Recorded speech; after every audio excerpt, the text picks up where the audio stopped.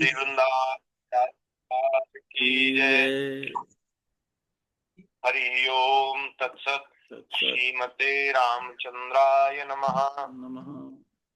ओम नमः परमहंसास्वादित चरण कमल मकरंदाय भक्त जन मानस निवासाय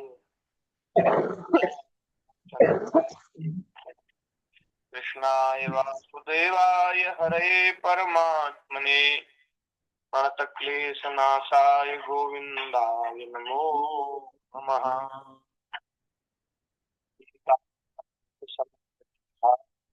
श्री रामानंदाय मध्यमान् अस्मदाचार्य पर्यन्तां वन्दे गुरु परंपराम्। जनार्द पुंडरीक व्यासाम्बरीश शुकुशौनक भीष्मदाल्व्यान् रुक्मांगदार्जुन वसिष्ठ विभीषणानीन् पुण्यानिमान् परम भागवतान् नमामि। चार जुगन में भक्त जे तिनके पद की धूरी सर्वस्व सिर हरि राखियो मेरी जीवन। भक्त भक्ति भगवंत गुरु चतुर नाम वपु एक इनके पद वंदन किए नाशे विघ्न अनेक।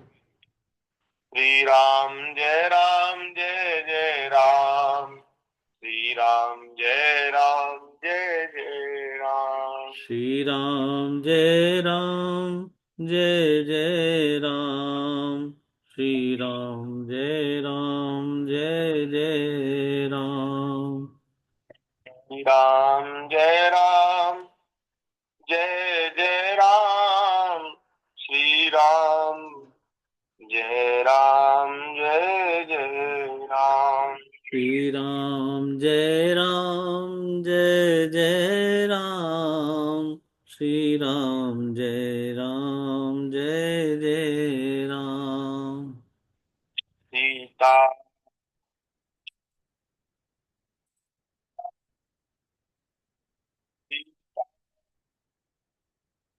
जय सीताराम। सीताराम जय सीताराम। सीताराम जय सीताराम। राधे श्याम जय राधे श्याम। राधे श्याम जय राधे श्याम जय राधे श्याम। श्याम राधे श्याम जय राधे श्याम। जय गौ माता जय गोपाल भक्त वत्सल प्रभु दीन दयाल। जय गौ माता जय गोपाल भक्त वत्सल प्रभु दीन दयाल। श्री राम जय जय राम। श्री राम जय जय राम। श्री राम जय जय राम। श्री राम जय जय राम। बोलिए श्री सीता रामचंद्र भगवान की जय। श्री वृंदावन बिहारी लाल की जय। श्रीमद्भागवत महापुराण की जय। श्री सुखदेव जी महाराज की जय। श्री भगवान वेद व्यासी महाराज की जय। सब संत हरि भक्तन की जय। जगत जननी पूजा गौ माता की जय। जय जय श्री राधे श्याम। जय जय श्री सीताराम। जय जय श्री हर हर सीताराम। महादेव। हर महादेव। नारायण नारायण नारायण नारायण। हरि शरणम भक्त वांछा कल्पतरु भक्त वत्सल शरणागत वत्सल दीन बंधु दया सिंधु असंख्येय कल्याण गुणगण निलय अकारण करुणा वरुणालय सच्चिदानंद घन आनंद कंद भगवान श्री वृंदावन बिहारिणी बिहारी जी की महती कृपा करुणा से हम सभी को मनुष्य जीवन का सर्वोत्कृष्ट लाभ सत्संग भगवत कृपा से प्राप्त हो रहा है। जय हो। श्रीमद् भागवत जी की मंगलमयी कथा हम सब लोग कहकर सुनकर अपने श्रवणों को अपनी वाणी को पवित्र कर रहे हैं और अपने समय को सार्थक कर रहे हैं। जय हो। अपने अपने घरों में बैठ कर के ही ये सुंदर लाभ हम लोगों को प्राप्त हो रहा है। इस तरह से सत्संग करते करते बहुत लंबा समय हो गया। इतने समय से सत्संग करते करते जी अब हम लोग एकादश स्कंद में प्रवेश कर गए।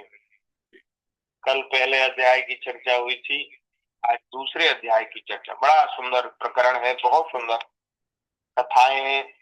आप सब लोग सावधान होकर के श्रवण करें।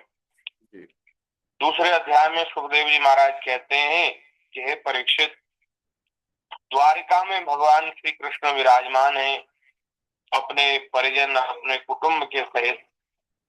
उनके दर्शन के लिए बड़े बड़े ऋषि मुनि महात्मा द्वारिका पधारते रहते हैं और भगवान के दर्शन से कृतार्थ होते, धन्यता का अनुभव करते।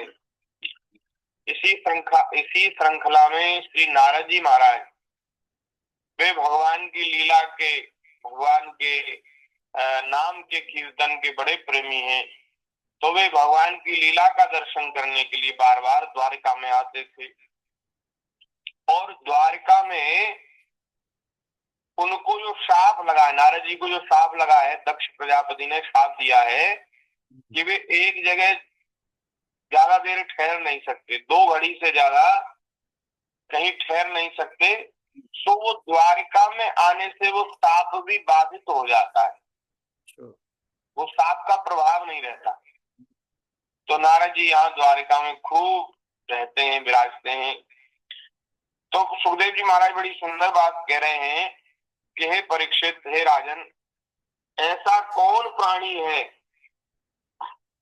ऐसा कौन संसार में प्राणी है जिससे इंद्रियां तो प्राप्त हो, ध्यान दीजिए, और वह भगवान के ब्रह्मा आदि बड़े बड़े देवताओं के भी उपास्य, ब्रह्मा जी, शंकर जी, देवराज इंद्र, ये सब देवता जिन भगवान के चरण कमलों की उपासना करते हैं, ऐसे चरणों की दिव्य गंध, मधुर मकरंद रस, भगवान के अलौकिक रूप माधुरी, भगवान का सुकुमार स्पर्श और मंगलमय ध्वनि, भगवान की मंगलमय वाणी, उसका सेवन करना न चाहे। हम लोगों को इंद्रियां प्राप्त हैं।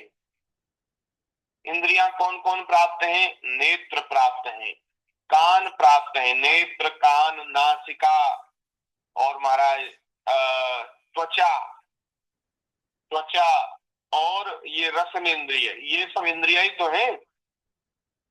तो इंद्रियां हम लोगों को प्राप्त हैं। इन इंद्रियों का फल भगवान का दर्शन है जी। कानों का फल है भगवान के मंगलमय वाणी को श्रवण करें, सुने। इन नेत्रों का फल है भगवान के दर्शन करें। तो सुखदेव जी महाराज कह रहे हैं इंद्रियां जिसको प्राप्त हो, तो ऐसा संसार में कौन प्राणी है जो भगवान के स्वरूप का सेवन न करना चाहे, आंखों से भगवान का दर्शन न करना चाहे। अच्छा, हम देखते हैं कि भगवान के दर्शन की इच्छा, भगवान के स्पर्श की इच्छा, हम भगवान की वाणी सुने, हम भगवान का स्पर्श करें, ऐसी इच्छा तो किसी किसी भाग्यशाली में ही जगती है, सब में तो नहीं जगती। तो सुखदेव जी महाराज ये बात कैसे कह रहे हैं? तो इनकी बात समझ में कैसे आएगी? सुखदेव जी तो महापुरुष हैं, वे तो कोई अन्यथा बात कहेंगे नहीं। पर बात इतनी सी है कि देखो, सुखदेव जी के कहने का आशय ये है कि ऐसा कौन इंद्रियवान है जिसने कभी स्वप्न में भी भगवान का दर्शन कर लिया हो, दर्शन नहीं किया अथवा उनके रूप के बारे में सुना नहीं, जाना नहीं, तब तो उनके दर्शन की इच्छा कैसे जागृत होगी? बिल्कुल है ना? जी। तो भगवान के रूप माधुरी की चर्चा जिसने सुन ली, भगवान के चरणों की जो दिव्य गंध है उसके बारे में सुन लिया, अथवा कभी सौभाग्य से प्राप्त हो गई वह सुगंध, तो एक बार भगवान के चरणों की सुगंध किसी को प्राप्त हो जाए, भाग्यशाली को प्राप्त हो जाए, तो फिर वह उसके बिना रह नहीं सकता। ऐसा कौन इंद्रियवान होगा जो इंद्रियों से भगवान की रूप माधुरी, भगवान के चरणों की दिव्य गंध, भगवान के सुकुमार स्पर्श का अनुभव कर ले और फिर उसको चाहे ना? ऐसा तो कोई मनुष्य हो ही नहीं सकता, ऐसा तो कोई इंद्रियवान हो ही नहीं सकता। ये बात है। तो एक बार भगवान को देख लिया तो फिर भगवान को देखे बिना जी नहीं लगेगा महाराज। एक बार उन्होंने हमें स्पर्श कर दिया अथवा हमने उनको स्पर्श कर लिया, हो फिर तो क्या कहना महाराज, किसी काम के नहीं रहोगे नारायण। हाँ, फिर तो बस दर्शन को नैना तपे, वचन सुनन को कान, मिलवे को हीरा तपे, जिए के जीवन प्राण। तो वो दर्शन के लिए तो नेत्र तड़प रहे हैं, आपकी वाणी सुनने के लिए कान तड़प रहे हैं, और महाराज आपसे मिलने के लिए हृदय तड़प रहा है। हे मेरी जिए के जीवन प्राण, अपने दर्शन दे करके मुझे कृतार्थ करो। ये हो जाएगा महाराज। तो ये बात सुखदेव जी महाराज कह रहे हैं, ऐसा कौन इंद्रियवान है जो भगवान का सेवन न करना चाहे। तो इसलिए नारद जी तो बड़े प्रेमी हैं और उनको तो बड़ा महाराज हृदय में लालसा है, बार बार दर्शन करते हैं, तो बार बार द्वारका में आते हैं। एक दिन की बात है, देवर्षि नारद जी द्वारका पधारे। द्वारका में दर्शन करते हुए, घूमते हुए, विचरण करते हुए उन्होंने महाराज वे देवर्षि नारद जी वसुदेव जी के यहाँ पधारे, वसुदेव जी के महल में पधारे। वसुदेव जी ने उनका अभिवादन किया, आराम से बैठ जाने पर विधि पूर्वक उनकी पूजा की और इसके बाद पुनः प्रणाम करके उनसे यह बात कही। नारद जी ने कहा, वसुदेव जी ने कहा कि संसार में माता पिता का आगमन, पुत्रों के लिए और भगवान की ओर अग्रसर होने वाले साधु संतों का पदार्पण, प्रपंच में उलझे हुए, घर गृहस्थी के चक्र में उलझे हुए दीन दुखियों के लिए बड़ा ही सुखकर और बड़ा ही मंगलमय होता है। हम लोग जो दुखी हैं झंझटों के कारण, तो इसलिए दुखी हैं कि संसार में राग बहुत है, आसक्ति बहुत है। तो जब महात्मा मिलते हैं, साधु संत मिलते हैं, तो ये आसक्ति की बेड़ी, ये राग की बेड़ी थोड़ी ढीली होती है, ढीली होती है। तो इसलिए महाराज संतों के दर्शन से, संतों के आगमन से, संतों के पदार्पण से जीव सुखी हो जाता है। जीव सुखी कैसे होगा भैया? संसार में जो आसक्ति है वो आसक्ति नष्ट हो जाए और श्री ठाकुर जी के चरणों में अनन्य प्रीति हो जाए, भक्ति हो जाए, तो जीव सुखी हो जाएगा। तो ये महात्मा यही काम करते हैं, संसार के आसक्ति को तो नष्ट करते हैं और भगवान में प्रेम हो जाए, ऐसा महाराज ये हम लोगों के ऊपर कृपा करते हैं। भगवान की लीला कथा सुनाते हैं, भगवान के चरित्र सुनाते, भगवान का स्वभाव सुनाते हैं। तो दीन दुखियों के लिए बड़ा मंगलमय होता है साधु संतों का पदार्पण, ये वसुदेव जी कह रहे हैं। और फिर महाराज आप जैसे भगवान में, नारद जी से कह रहे हैं आप जैसे भगवान में, माने आप तो निरंतर भगवान का ही चिंतन करते हैं, भगवान का चिंतन करते करते आप भगवत स्वरूप हो गए। अच्छा।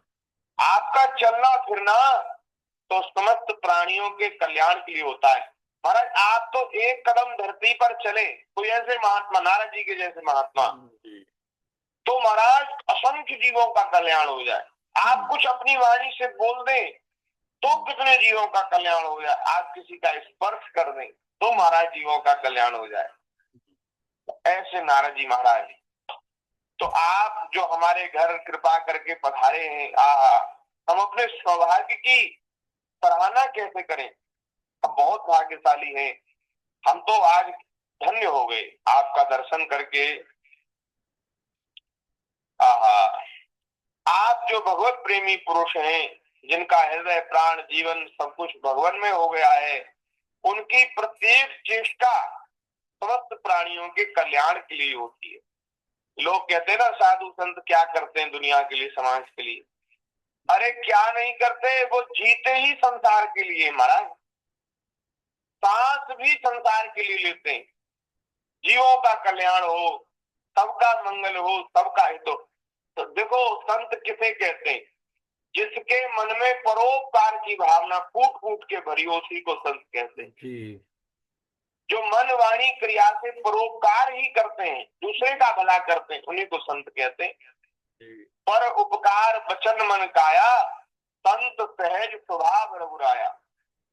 संतों का सहज स्वभाव होता है कि मन वाणी क्रिया से परोपकार करते हैं।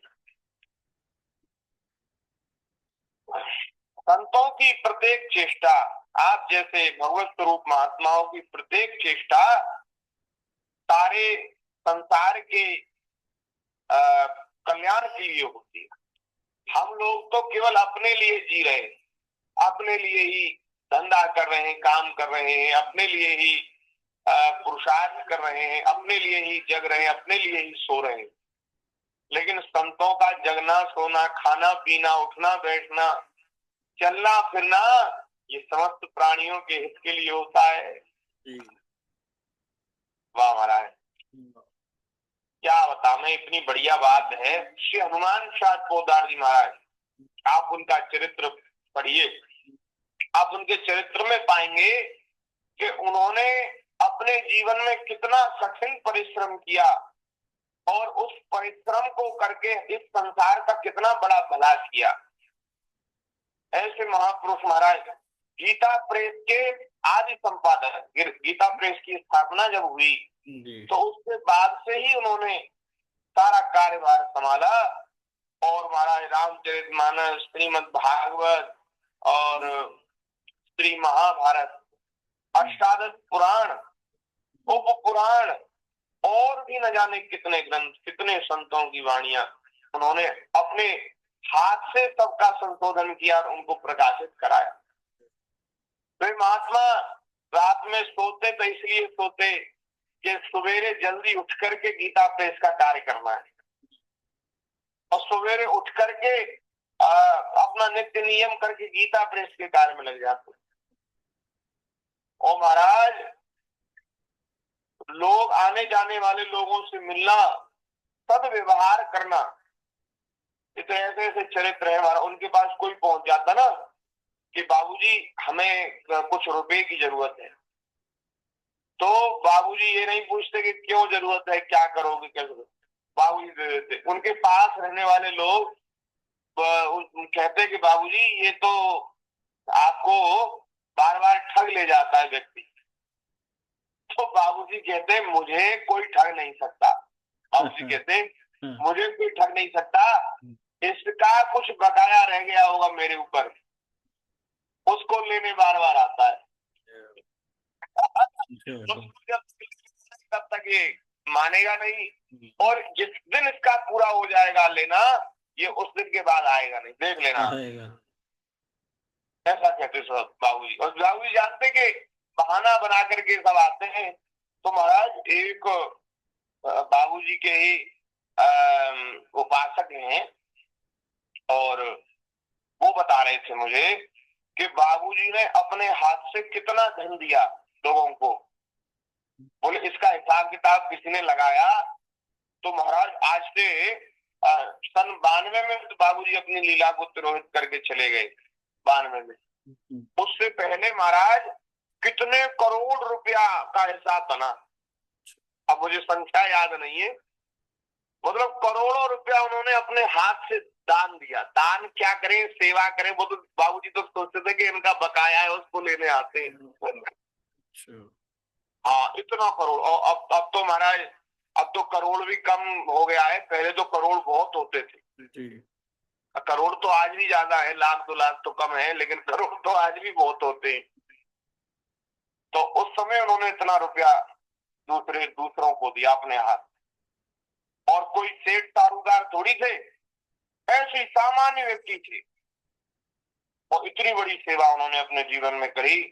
और महाराज उनका जीवन ऐसा कि अपने लिए तो कुछ था ही नहीं, पूरा जीवन सेवा में, पूरा जीवन सेवा। और इतनी बड़ी सेवा कर गए कि हम लोग जो ग्रंथों का दर्शन कर पा रहे ना, हम लोगों के घरों में रामचरितमानस भागवत शोभा प्राप्त कर रहे हैं, हम हमारे घर की शोभा को बढ़ा रहे हैं। तो ये सब गीता प्रेस की और श्री हनुमान शाह पोदार जी महाराज की कृपा है, नहीं तो मिलते नहीं महाराज ये सब ग्रंथ। सही कह रहे हैं। और मिलते तो बहुत महंगे मिलते, इतने महंगे मिलते कि हर एक व्यक्ति तो खरीद भी नहीं पाता। तो ऐसा महाराज संतों का जीवन होता है। बोलिए भक्तवत्सल भगवान की जय। जो लोग देवताओं का जिस प्रकार भजन करते हैं, देवता भी उन परछाई के समान ठीक उसी रीति से भजन करने वालों को फल देते हैं। क्योंकि देवता कर्म के मंत्री हैं, अधीन हैं, परंतु सत्पुरुष दीन वत्सल होते हैं, अर्थात जो सांसारिक संपत्ति एवं साधन से भी हीन है उन्हें अपनाते हैं। कितनी अच्छी बात है।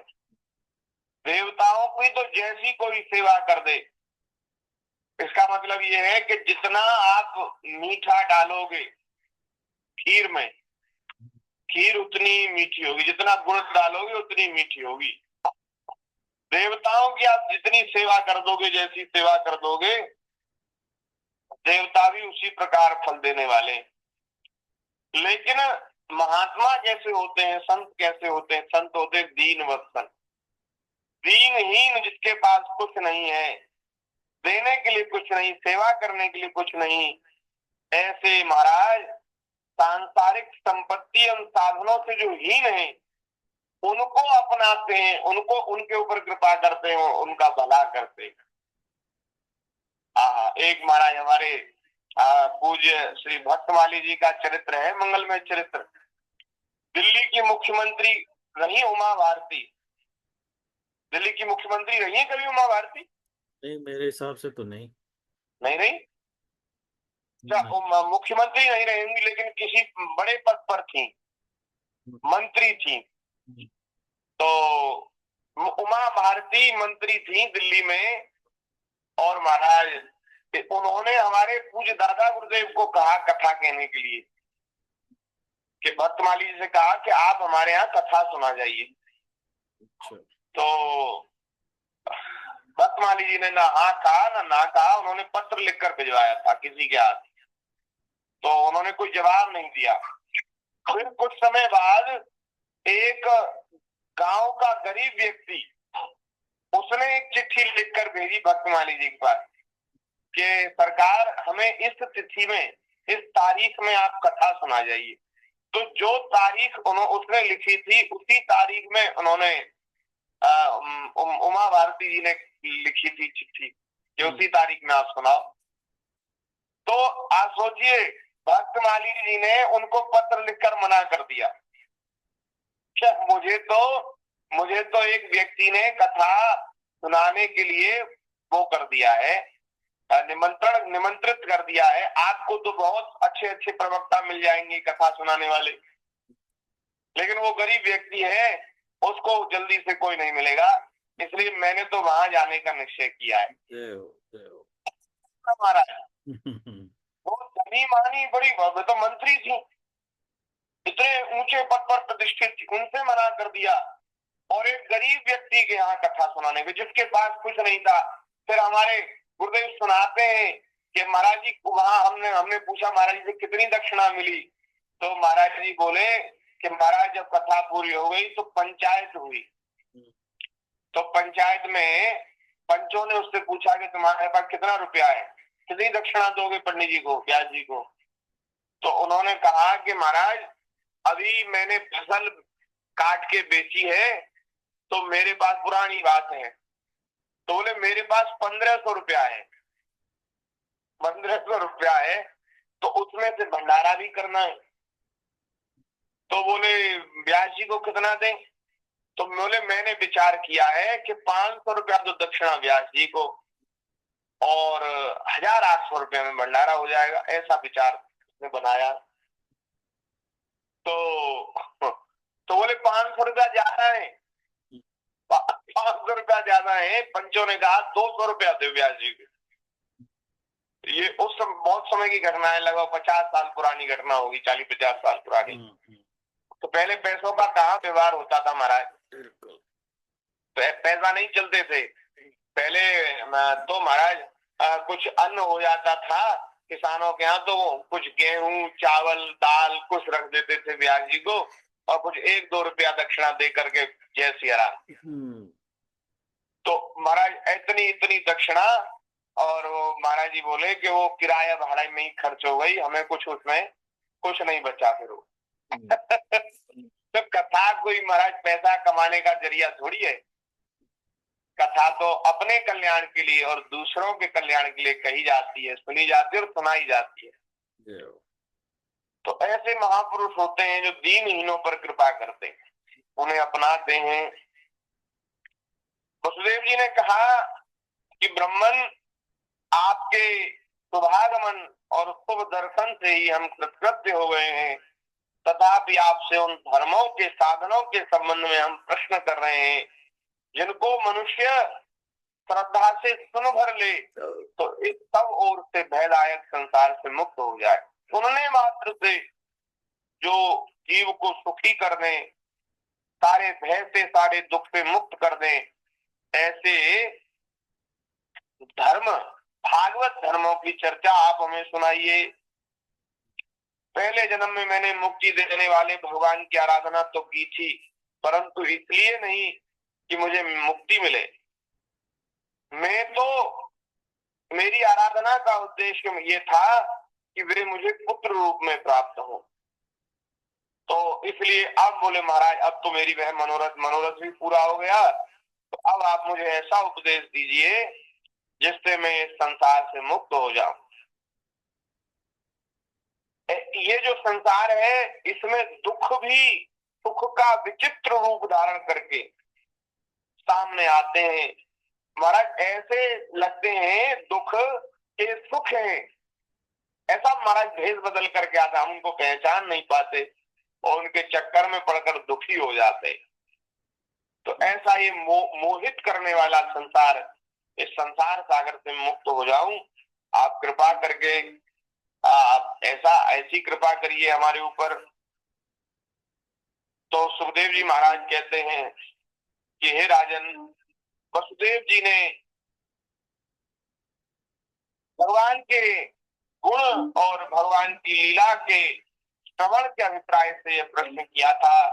नारद जी उनका प्रश्न सुनकर बहुत आनंदित हुए और भगवान के कल्याण में गुणगणों के स्मरण में तन्मय हो गए और प्रेम एवं आनंद में भरकर वसुदेव जी से बोले। नारद जी ने कहा सम्यगे तद व्यवसितम भवता सात्वतर्षव यत्रक्षसे भागवतान धर्मास्त्वं विश्वभावनान। हे यदुवंश शिरोमणे, आपका निश्चय बहुत ही सुंदर है। आपने जो निश्चय किया है कि संसार सागर से मुक्त हो जाएं, इसलिए आप हमें भागवत धर्मों का श्रवण कराइए। ये जो आपने विचार किया है यह बहुत श्रेष्ठ है। यह सारे विश्व को जीवन दान देने वाला है, पवित्र करने वाला है। भागवत धर्म एक ऐसी वस्तु है जिसे कानों से सुनने, वाणी से उच्चारण करने, चित्त से स्मरण करने, हृदय से स्वीकार करने, या कोई इसका पालन कर रहा हो तो उसका अनुमोदन करने से ही मनुष्य पवित्र हो जाता है। कितनी बढ़िया बात। चाहे वह कितना भी बड़ा पापी क्यों ना हो, बहुत बड़ा कोई उसने पाप कर्म किया हो, उसके कारण वह अपवित्र हो रहा हो, तो ऐसा व्यक्ति ही यदि भागवत धर्मों का श्रवण मात्र कर ले, वाणी से उच्चारण कर ले और चित्त से स्मरण कर ले, हृदय से स्वीकार कर ले, इतना भी ना करे तो कोई भागवत धर्मों का पालन करने जा रहा हो तो उसका अनुमोदन कर दे। अनुमोदन माने कि बहुत ठीक है, बहुत अच्छा है, बहुत इसने बहुत अच्छा काम किया, जो भागवत धर्मों का पालन कर रहा है, बहुत अच्छा, हम देखकर बहुत प्रसन्न हो गए, ऐसा जो कर ले बस, तो वह महाराज पवित्र हो जाता है, चाहे कितना भी बड़ा पापी हो। और यदि कोई शुद्ध अंतःकरण वाला कोई पुण्यात्मा जीव हो और वह सुने, कहे, उसका पालन करे, उसको चित्त में स्मरण करे, तो फिर तो कहना ही क्या है महाराज। जिनके गुण लीला और नाम आदि का श्रवण तथा कीर्तन पतितों को भी पावन करने वाला है, उन्हीं परम कल्याण स्वरूप मेरे आराध्य देव भगवान नारायण का आज तुमने मुझे स्मरण करा दिया। त्वया परम कल्याण पुण्य श्रवण कीर्तन स्मारितो भगवान अद्य देवो नारायणो मम। नारद जी जो निरंतर भगवान की लीला में, भगवान के गुणों के स्मरण में तल्लीन रहते, डूबे रहते, इसीलिए तो भगवत स्वरूप है, भगवान में है। वे नारद जी कह रहे, वसुदेव जी आज आपने बहुत बड़ा उपकार मेरे ऊपर कर दिया। क्या उपकार कर दिया महाराज? हमने तो प्रश्न किया था केवल। अरे बोले प्रश्न नहीं किया, तुमने मेरे प्रभु की मुझे याद दिला दी। भक्त अपने भगवान को ऐसे याद करते हैं, ऐसे स्मरण करते हैं जैसे कोई बहुत दिनों से बिछुड़ा हुआ, बहुत दिनों से खोया हुआ कोई हमारा प्रेमी हो, और याद ऐसे करते हैं, नित्य नवीन स्मरण। ऐसा लगता है कि युग युग बीत गए उनको याद किए बिना, कितना समय हो गया वो उनसे मिले बिना, उनके दर्शन किए बिना। ऐसे प्रेमी है नारद जी महाराज। वे कह रहे आज तुमने नारायण का, अरे ऐसा लगता है इनकी बात से, ऐसा लगता है कितने दिनों से इन्होंने याद नहीं किया भगवान को, पर ऐसा तो नहीं है। अरे इनकी तो महाराज सांस सांस पे भगवान का स्मरण होता है, पर फिर भी आज भगवान के स्मरण में इतना सुख मिलता है नारद जी को, वे एक क्षण का भी वियोग हो जाता है तो ऐसा लगता है कितना समय बीत, कितने युग बीत गए एक क्षण के वियोग में भी। और जब एक क्षण के वियोग के बाद जब पुनः भगवत स्मरण करते हैं, भगवान नाम उच्चारण करते हैं, तो अपार सुख की प्राप्ति होती है और कहते हैं कितने समय बाद आज हमने भगवान के स्मरण की, आनंद आ गया। ऐसा नारद जी कह रहे हैं। वसुदेव जी आपने जो प्रश्न किया है इसके संबंध में एक प्राचीन इतिहास है। वह इतिहास है ऋषभ भगवान के पुत्र नव योगीश्वर और महात्मा विदेह का शुभ संवाद। महाराज स्वयंभू मनु के एक पुत्र है प्रियव्रत, प्रियव्रत के आग्नेय, आग्नेयश्वर के नाभि, और नाभि के पुत्र है श्री ऋषभ भगवान। ऋषभ जी के सबसे बड़े पुत्र हुए भरत जी, और भरत जी से छोटे 9 पुत्र जो थे वो महाराज वही नव योगीश्वर हैं, वही 9 योगीश्वर हैं। उन्होंने विवाह नहीं किया और वो महाराज ब्रह्मचर्य आश्रम से ही विरक्त हो गए और भगवान के भक्ति में लग गए और भागवत धर्मों का पालन किया। तो वे जो 9 योगीश्वर हैं वो उन्होंने इतनी कठोर साधना की, तपस्या की कि वे योग की बड़ी बड़ी सिद्धियों को प्राप्त उन्होंने कर लिया और अब वे योगीश्वर बन गए, योगियों के भी स्वामी, योगियों के भी ईश्वर बन गए हैं। तो वे बड़े भाग्यवान हैं। भगवान, 3 मिनट। वे प्राय दिगंबर रहते हैं और अधिकारियों को परमार्थ वस्तु का उपदेश किया करते हैं। उनके नाम है कवि, श्री कवि जी महाराज, श्री हरि जी, श्री अंतरिक्ष जी, श्री प्रबुद्ध जी, श्री पिप्पलायन जी, श्री आविर्होत्र जी, श्री द्रुमिल जी, श्री चमर जी और श्री करभाजन जी। ये उन 9 योगीश्वरों के नाम हैं।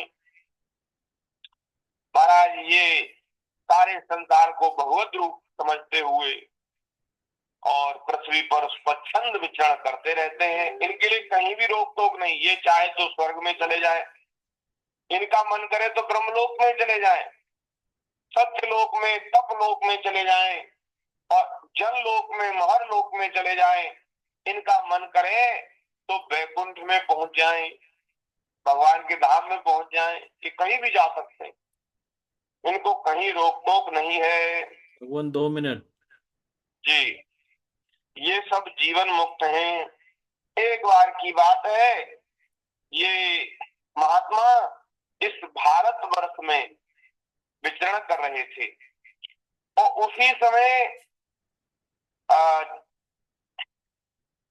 उसी समय जनकपुर के महाराज निमि, विदेहराज निमि बड़े बड़े ऋषियों के द्वारा एक महान यज्ञ करा रहे थे। तो उस यज्ञ में ये योगीश्वर पहुंच गए। वे योगीश्वर भगवान के परम प्रेमी भक्त और सूर्य के समान तेजस्वी थे। उन्हें देखकर राजा निमि और सारे ब्राह्मण वे सब उठकर खड़े हो गए और उनका स्वागत किया। उनको सुंदर आसनों पर बिठाया और प्रेम से, आनंद से, विधि पूर्वक उनकी पूजा की। क्योंकि ऐसे किसी अनुष्ठान में यदि कोई महात्मा पधार जाए तो समझना चाहिए कि ये हमारा जो यज्ञ है, हमारा जो अनुष्ठान है, सफल हो गया, पूर्ण हो गया। तो बड़े प्रसन्न हो गए सब लोग, आनंद में भर करके उनकी पूजा की। और फिर उनके बीच में क्या बातचीत हुई है, वही बातचीत नारद जी ने वसुदेव जी को सुनाई है। तो उसकी चर्चा भगवत कृपा से हम यथामति यथा समय कल करेंगे। आज यही सत्संग को विराम कर रहे हैं। बोलिए भक्तवत्सल भगवान की जय। हरि शरणम, हरि शरणम, हरि शरणम, हरि शरणम, हरि शरणम, हरि शरणम, हरि शरणम, हरि शरणम, हरि शरणम।